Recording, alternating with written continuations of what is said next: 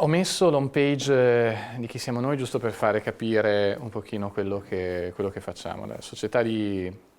consulenza nella comunicazione, noi ormai diciamo nella reputazione, che è una cosa un filino diversa, ha fondamentalmente il compito del mediatore, quindi è un'entità che si pone tra chi comunica e chi riceve la comunicazione. Da un certo punto di vista è un facilitatore, quindi è una persona che aiuta sia a portare il messaggio nel modo giusto verso i media, sia dall'altra parte i media a raccogliere informazioni. Dall'altra parte a volte è e questo i colleghi poi della stampa lo diranno meglio di me, è un disturbatore, nel senso che è molto più semplice o più redditizio magari per i media andare direttamente su chi devi intervistare senza avere la mediazione di un ufficio stampa, perché a quel punto tu hai una calibrazione diversa dei messaggi e delle cose da dire. Noi ci occupiamo della comunicazione, della costruzione e difesa della reputazione di grandi gruppi finanziari industriali, di persone, imprenditori, politici in misura minore. Abbiamo una divisione che si occupa di comunicazione e formazione alla comunicazione, ed è lì il primo contatto che abbiamo con gli psicologi, perché noi abbiamo un format di comunicazione abbastanza rodato di questi interventi che sono sia one-to-one che in aula, dove una parte dell'intervento è sempre fatto da uno psicologo della comunicazione, perché si va oltre il semplice tecnicismo di come si affronta un'intervista, di come si parla in pubblico, di come ci si rapporta con un media, ma da cose banali, a che ora, in che modo, eccetera, eccetera, e si va anche veramente sulla prossemica, sul linguaggio del corpo, sul modo di approcciarsi, sulla sicurezza, quindi utilizziamo uno psicologo specializzato in questa parte. Molto interessante questo 4.0 che ci accompagna in questo intervento. Il 4.0 è, diciamo, la comunicazione della partecipazione, quindi è una cosa che accompagna lo sviluppo di internet, quindi da bacheca a luogo in cui tutti, bene o male, possono diventare portatori di notizie, quindi questo cambia in un modo molto preciso l'ordine anche dei fattori. Noi l'abbiamo visto perché abbiamo seguito, tra le case history che abbiamo seguito, quella che per noi ha rappresentato un attimo una svolta in questo senso, una sfortunata campagna elettorale particolare, quella di Demetrio Albertini alla Lega Calcio, dove si sapeva dall'inizio che si sarebbe perso. Proprio per questo abbiamo scelto di attuare una comunicazione completamente diversa rispetto a quello che sarebbe stato un approccio classico, utilizzando di fatto i new media, in particolare Twitter, come primo strumento di comunicazione. Quindi c'è stato un ribaltamento di quello che sembrava impensabile fino a qualche tempo fa, ovvero i media che attingevano da cose uscite prima su Twitter. L'evoluzione tra quello che può essere un rapporto tra comunicazione classica è un attimo, è passare da classico a obsoleto, il passaggio è brevissimo, anche a noi lo dicevano, dovete dotarvi di una divisione che si occupa di comunicazione digitale, se no tra 1 anno, 2 anni, 3 anni, 5 anni sarete finiti, cioè il vostro lavoro non esisterà più, perché tu dicevi peccato siamo 50 persone, dispiace anche 50 famiglie. In realtà l'evoluzione è un po' diversa. Io credo che sopra, ed è molto importante per chiunque decida di comunicare, psicologo, azienda, imprenditore, politico, sia il messaggio che vince. Uno deve avere ben chiaro la classica cosa che se non hai niente da dire, tanto vale non dire niente, ma se hai qualcosa da dire è meglio avere messaggi chiari, precisi, pochi e definiti, e i new media sono semplicemente un'estensione in più, quindi hai più strumenti per portare lo stesso messaggio a un pubblico più ampio. Disintermediato è quello il grande rischio, ovvero non hai più l'autorevolezza di un giornale, di un media, di un quotidiano che accoglie quello che tu dici, lo reinterpreta, lo valida in un certo senso, cioè dice io ho pensato a quello che tu mi hai detto e lo ritengo valido e lo propongo ai miei lettori, ma tu vai in diretta sul lettore, nel bene e nel male. E qualche anno fa sembrava impossibile che ci fossero i media che andavano a pescare direttamente dai new media, quindi da un social network che sembrava una cosa di simpatia. Adesso se pensate all'uso che ne fa anche la politica a un certo punto di questi media, noi lavoriamo con una grande municipalizzata del territorio, diciamo,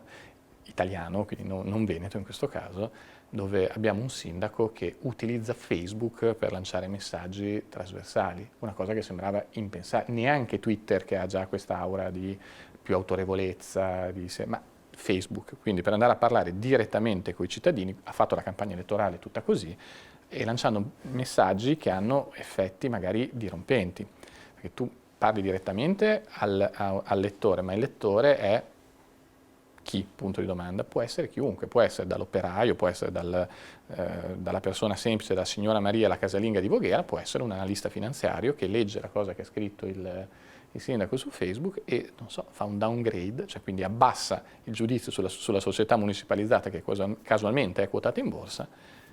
e immediatamente hai un effetto pratico di perdita di milioni. Quindi la cosa importante, secondo noi, in termini di comunicazione, anche sull'utilizzo dei nuovi media, è la coerenza. Quindi tutto quello che viene detto fuori, offline e online, ovviamente ha un linguaggio diverso, ma deve avere lo stesso messaggio. Altrimenti il crash è inevitabile. A dir il vero, la coerenza dovrebbe essere ancora più ampia, tutto quello che si comunica all'interno anche di un'organizzazione dovrebbe corrispondere a quello che si comunica anche fuori dall'organizzazione. E con New Media è anche molto più presente e pratico la possibilità di una crisi immediata. Amplificano, ha reso velocissima la comunicazione, cosa che prima facevano solo le agenzie di stampa fondamentalmente, per cui succedeva un disastro, lo scriveva l'ANSA, succedeva una crisi, la scriveva l'ANSA, la crisi diventava conclamata. Adesso la crisi può partire da un'agenzia di stampa, per l'amor di Dio, e a quel punto è più credibile, più autorevole, ma il grande tema della verifica delle fonti c'è assolutamente su New Media, ma può succedere che una cosa si immediatamente. Non so se ricordate la Costa Concordia, nel momento in cui c'era la nave che affondava, qualcuno ha pensato di fare un filmato e di metterlo su Facebook. Ed è lì che si scoprì poi che ci furono che gli altoparlanti dicevano effettivamente che andava tutto bene, che non c'era necessità di... Quindi l'identificazione tra persone portatori di notizia è diventata totale. La difficoltà è poi la scriminante tra le bufale, cioè quindi la creazione della falsa notizia, cosa che l'autorevolezza di un ANSA o di un media garantisce, e invece il diffondersi di notizie che sono assolutamente false. La velocità di propagazione di una crisi è straordinaria con i media. Se voi pensate a Guido Barilla che fa l'intervista alla Zanzara in cui dichiara che non avrebbe mai fatto la pubblicità con una coppia, diciamo, non classica, quindi con una coppia gay. Fosse successo 10-15 anni fa, era accaduto su una radio italiana, l'eco di questa cosa sarebbe rimasta fondamentalmente in Italia, quindi ne avrebbero scritto i giornali italiani, forse sarebbe rimbalzata su qualche agenzia a quel punto. L'eco è stata immediata, mondiale, cioè pubblicata dalla Zanzara, e la gestione della crisi quindi è cominciata a diventare mondiale. Ci sono altri autogol di comunicazione abbastanza famosi sull'utilizzo dei new media, perché spesso vengono considerati dei media di serie B in quanto sono considerati un gioco, cosa che ormai non è più, hanno regole molto ben precise sia di sponsorizzazioni che di costruzione, come dire, dei messaggi. Voi pensate che su Facebook, come dire, voi pubblicate e tutti i vostri amici vedano la cosa che pubblicate sulla loro bacheca. Non è così. Se è una cosa che ha un potenziale contenuto promozionale, o la sponsorizzate, soprattutto se siete un gruppo, oppure non andrà mai. Questo vale anche per un semplice tra virgolette, studio professionale di psicologi che magari vuole farsi promozione sui new media. Se voi aprite la pagina fan del vostro studio e decidete di aumentare quella che si chiama la fan base, quindi le persone a cui piace questa cosa, e non la sponsorizzate, molto probabilmente questa pagina non crescerà, avrà una crescita organica che sarà veramente, veramente minima. Ci sono aziende anche importanti che hanno sottovalutato la portata di queste cose, che hanno fatto campagne magari un po' avventate mettendole su Facebook e non sui media tradizionali, quasi per sperimentare come potesse essere l'impatto, e che hanno capito che farsi male sui new media è veramente, veramente rapido. Quindi le regole sono sempre le stesse, valgono per tutti i livelli di comunicazione: avere messaggi chiari,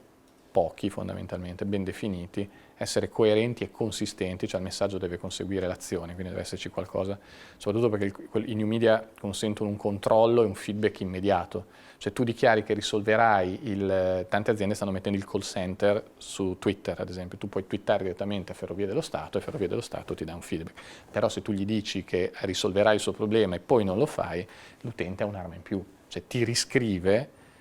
e lo vedono tutti, sul fatto che tu non gli hai risolto questo problema. Quindi grande cautela, grande attenzione, grandi opportunità. Ci sono fortune di aziende, di persone che sono nate quasi totalmente sui social media. Se vogliamo parlare di un caso molto noto e anche abbastanza misterioso, quello di Gianluca Vacchi, dell'imprenditore Gianluca Vacchi, che è diventato un fenomeno dei social.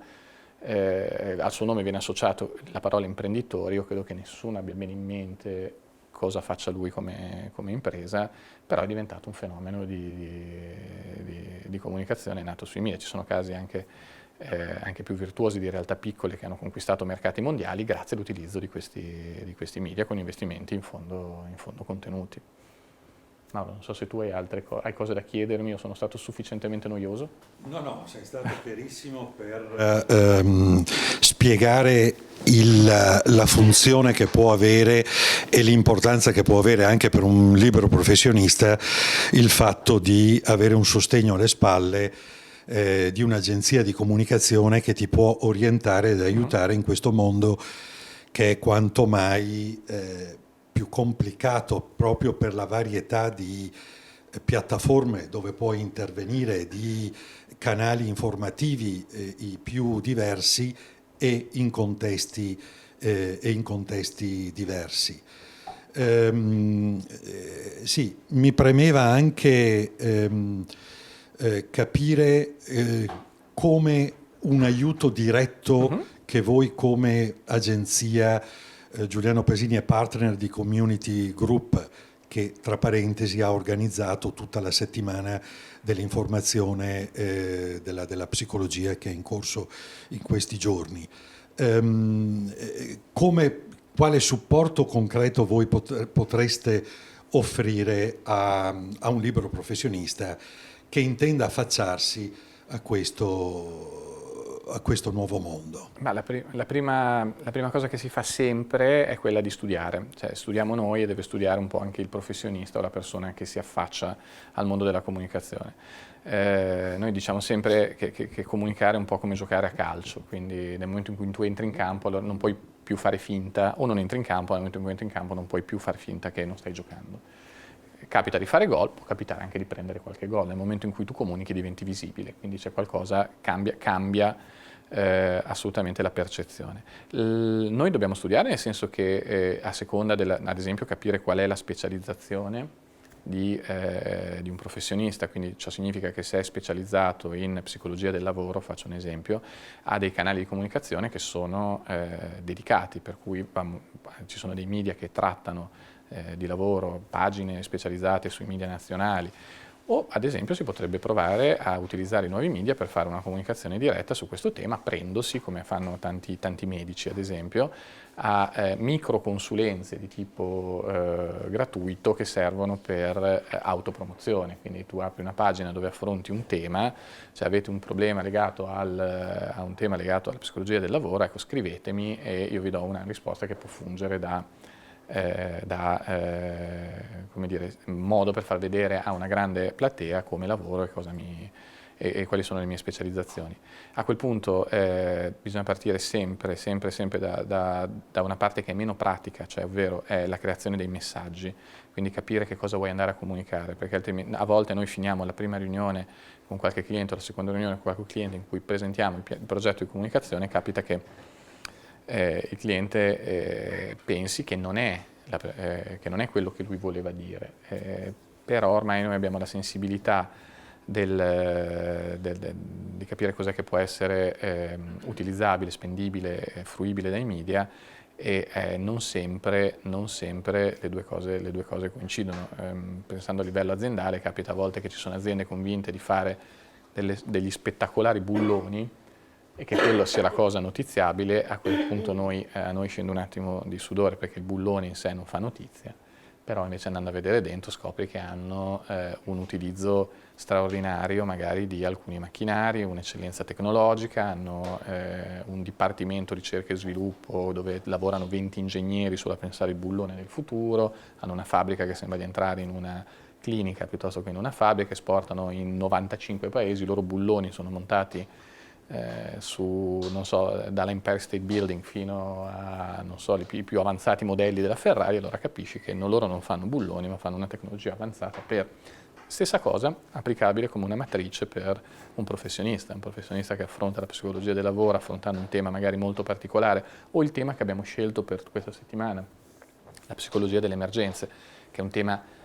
particolarmente specifico, che però può avere tantissime declinazioni diverse. In questo momento l'attualità ci spinge a pensare alla psicologia dell'emergenza naturale, quindi della catastrofe, e quanto è importante il ruolo dello psicologo che lavora in questi ambiti, ma ci sono tante altre tipologie di emergenze su cui una specializzazione così può diventare un efficacissimo veicolo di comunicazione con dei media dedicati. Trovati i messaggi, si fa una scelta a priori di quelli che possono essere i target media, quindi noi potremmo andare a parlare con questo media, inteso nel senso più ampio, metteteci dentro i media 4.0, quindi l'online, le televisioni satellitari hanno aperto un grandissimo range di possibilità, e poi si comincia il lavoro più pratico. Uno pensa che comunicare, fare ufficio stampa sia fare i comunicati stampa, spesso non è così. Il comunicato stampa è un buono strumento se tu hai una notizia magari di servizio da dare a un amplissimo mondo di media, magari molto più spesso è più efficace lavorare con interventi mirati, one to one con i media, e andando a costruirsi magari una reputazione, andando a conoscere direttamente i giornalisti e regalando a ciascuno un pezzo della propria esperienza. E poi alla fine si tirano le somme e si capisce se siamo bravi. Il nostro lavoro è di difficile misurazione, questo è un altro tema grande. Questo è importante per vedere la valutazione finale di un lavoro come avviene, no? Come anche perché un'azienda può avere un investimento dedicato a un settore marketing ingente.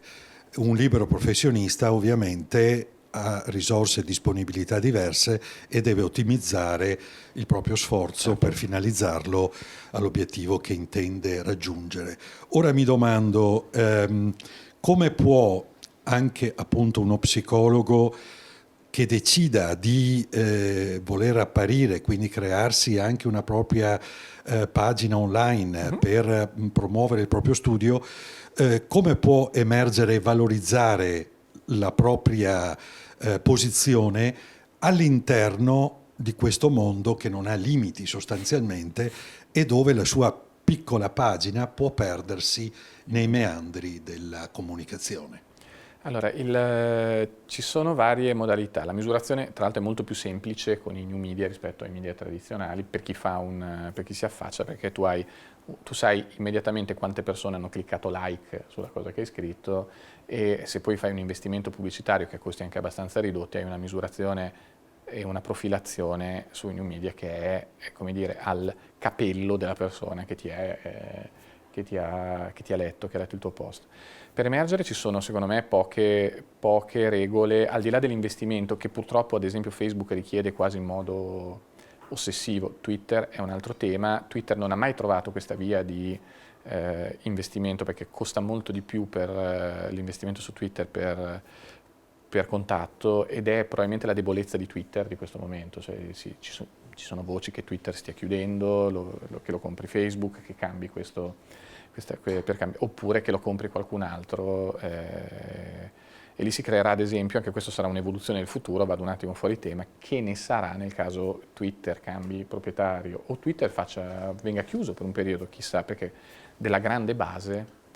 di relazioni che si sono create su Twitter. Comunque ci sono milioni e milioni di persone su Twitter che interagiscono tra di loro. Nel giorno in cui tu decidi, perché finanziariamente fa più fatica a stare in piedi Twitter, che non è gestibile e non c'è attualmente magari un acquirente, che succede?